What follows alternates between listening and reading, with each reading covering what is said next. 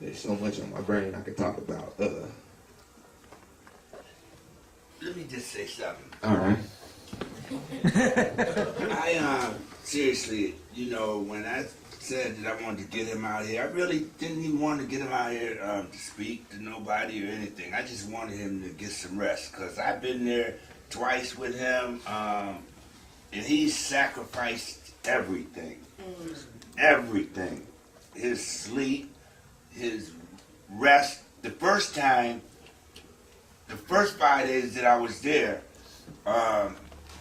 we got to have lunch. We ate with a couple Black Panther dudes, and we had lunch at this business in St. Louis, and that was the only time that he ever, him or me, seen her.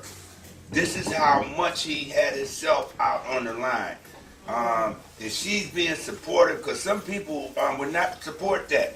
You ain't coming home at night, you're gone. He actually was staying in the hotel with us for an hour or two, the little rest that we got. And he's getting calls non-stop. This last time was ridiculous. He's sleeping maybe 1 hour. That was just the first 2 days. Once they took over SLU, he didn't get no sleep. He's giving up. He's got a baby coming on the way, man. He's out there putting that movement all the way first. The ultimate sacrifice. I don't know if I can do that. I don't know. You know, I like to talk a good one, but he's for real. He's putting it on the line. Some people around here know me from in this community. I do put a little bit out on the line. Man, I haven't felt so proud of nobody in a long time. I love this brother.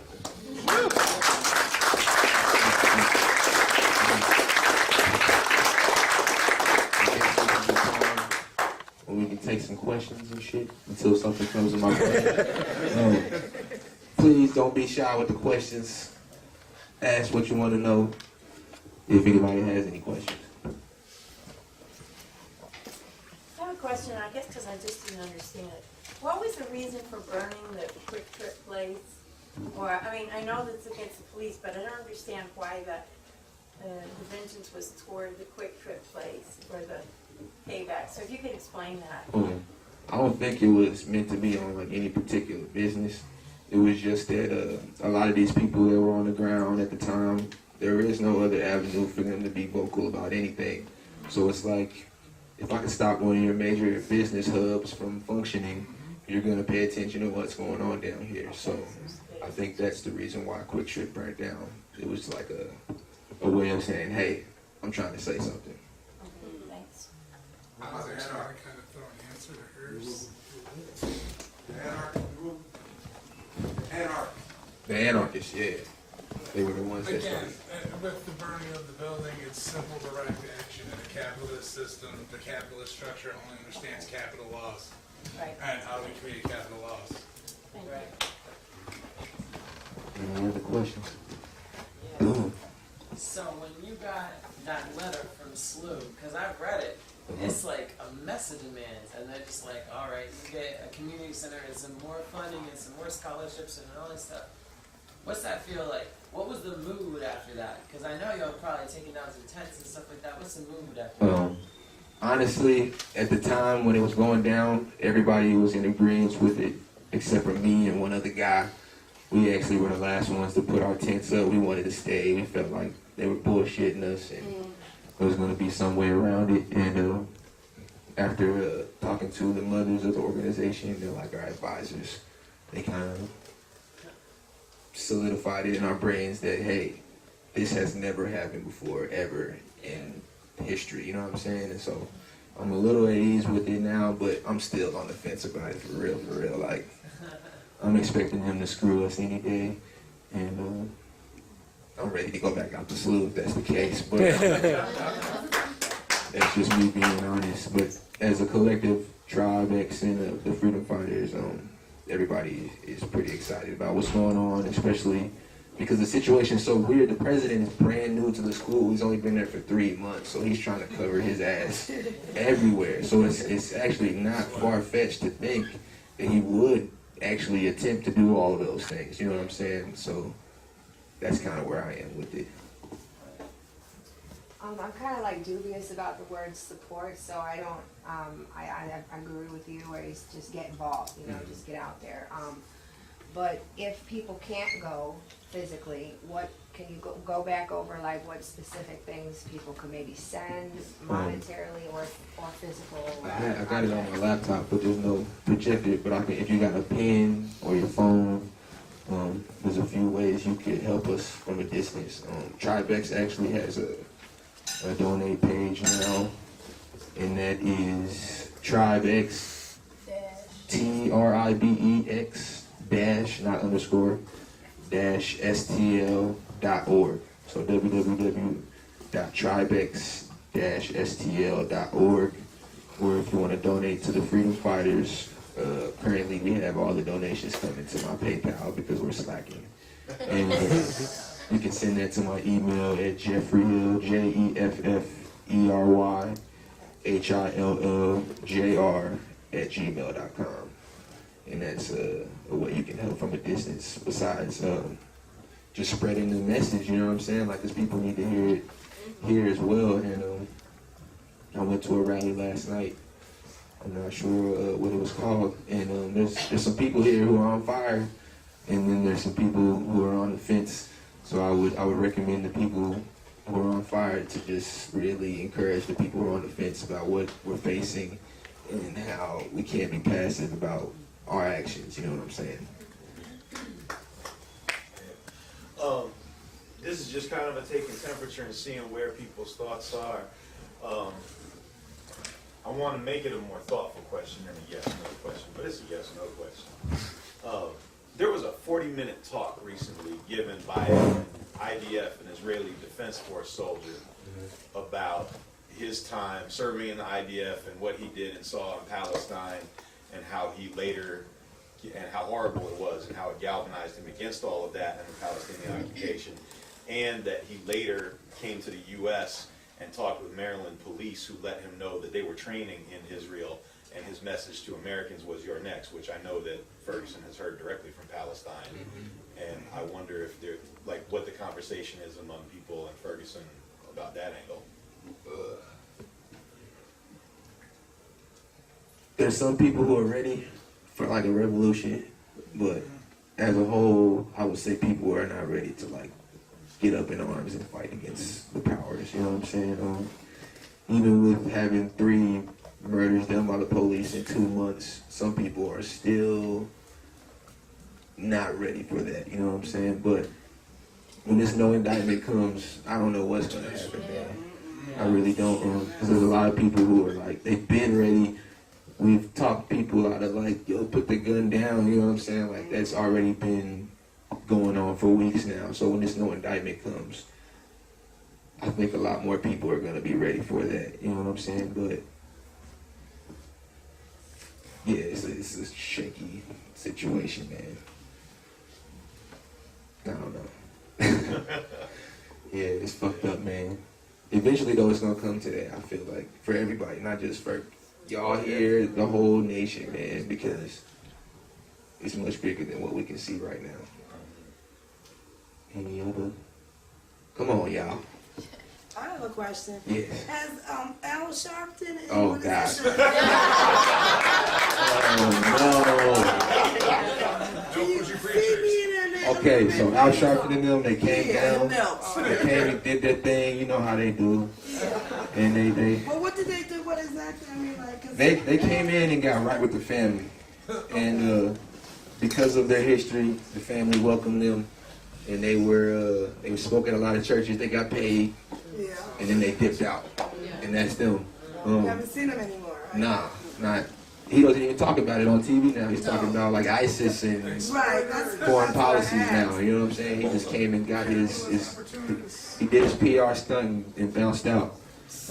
When I was a part of the major organization, what's his name? Jesse Jackson.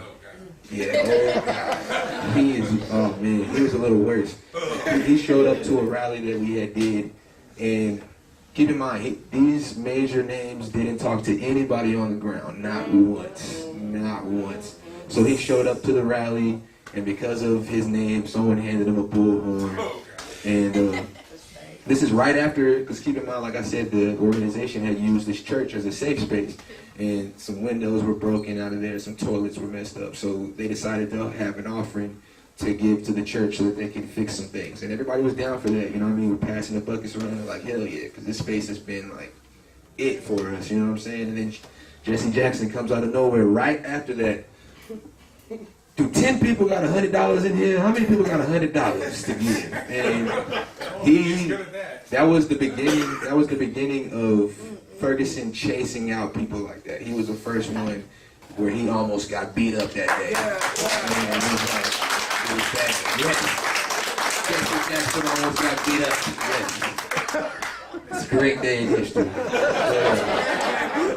Predominantly white people can all clap together. Hell yeah. Y'all know, y'all see that shit. Like, what is he doing? I say it all the time, and a lot of white people just looked at me like, dude, careful, just Jackson. Hell no. Get him out of here, man. If he shows up here for anything, don't even let him speak.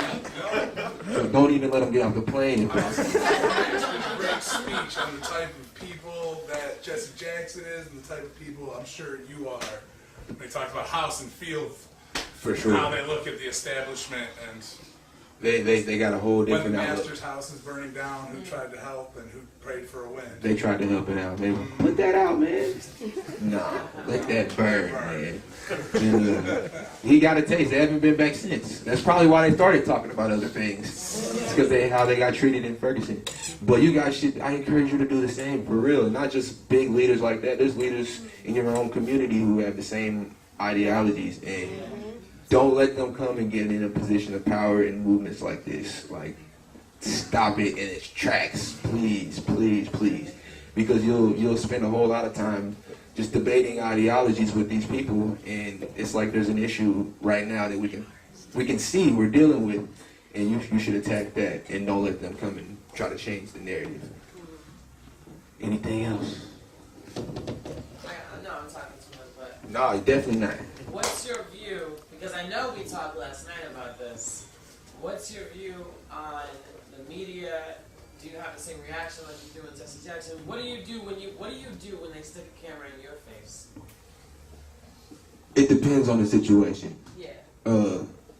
If we're in the heat of a moment, we're on the ground, and police are trying to get in position and stuff like that, media get out of here, man. Like, we chase them out. We don't too much care for the mainstream media or the local media because they always portray us to be monsters, like they portrayed us to be looting and rioting. A riot. I don't even think there was a riot besides that first day. That was the only thing. That property was damaged and stuff like that. So to say that we were rioting for 2 weeks and all that, like, that's what they do. They know that it's going to bring people to their channel on TV, so they don't give a fuck about what's really going on the ground as long as they can just get their little shots. So I would encourage people to, for the most part, chase them out. But when you guys get to some type of point to where you get some wins and stuff like that as a community, I feel like, yeah, that's a good opportunity to get in front of a camera. But anything other than that, fuck them. Like, for real. Like, get out of here, dude. Because social media is really, that's the real news at this point. Like, Twitter is where it's at. And you find out everything on there. So you got a lot of, specifically in St. Louis and Ferguson, live streamers are everywhere around there. So we bring them in our circles, and we're like, yo, you get in the front, do all this, and MSNBC and CNN, we chase them out. I'm just gonna kind of comment on, far as like the mainstream news and all that. He's had interviews before, like all mainstream media pretty much sucks. But anything where they have a camera in your face, I think it holds more weight than you talking and them jotting stuff down. Because his words have gotten twisted before with an interview like that. And then that's when he was kind of reluctant to say anything else because they were calling him a racist and a whole bunch of other stuff. So yeah. Yes, ma'am. It seems like the Department of Justice has failed, the federal Department of Justice has failed communities as far as addressing police brutality. But it also seems like that's like a focal point in St. Louis and Ferguson to try to get something out of the Department of Justice. Mm-hmm. So, can you speak to that? Like, do you have a stance of hoping them? Definitely or is your not. stance more like combative? And then that feeds into a question about solidarity actions around the country in a non-indictment. What should our stance be, if any, toward the Department of Justice in our local communities? It's hard because not everybody is going through a Mike Brown situation currently, but you guys have in the past, you know what I'm saying, over and over and over again. So I feel like everybody should have the same attitude, like fuck them, man. They're not gonna do anything. It's been proven throughout history that these people, they don't care about changing things. The community as a whole, it seems like that's the what's going on in Ferguson, because like I said, these mainstream organizations, that's what they're pushing for, and they got the arms to stretch out and to kind of control the narrative outside of St. Louis better than we can. So that's like the thing that they're pushing. But on the ground, like for real, the people that come out day in and day out, they're not about that at all. They are ready to tear shit up, man. Like, it's beyond that point. Like I said, we've literally had to talk people down out of doing some insane shit because they're pushed over the edge at this point. And we're trying to figure out how we can radicalize everybody, or a larger number than what we are right now. But that's the question of all questions. How do we get everybody on that page? How do we get everybody to realize that, yo, this is serious. It's been going on forever. We're all being affected by this, and the only way to do this is to tear the structure down. No one knows what that looks like. That doesn't necessarily mean we have to burn everything down. It could be something else. I'm cool with burning everything down if you want to, but that might not necessarily be the angle that everybody's comfortable with. And I'm open to other suggestions if someone else has something else to add to that. But I just don't know how to bring that conversation about.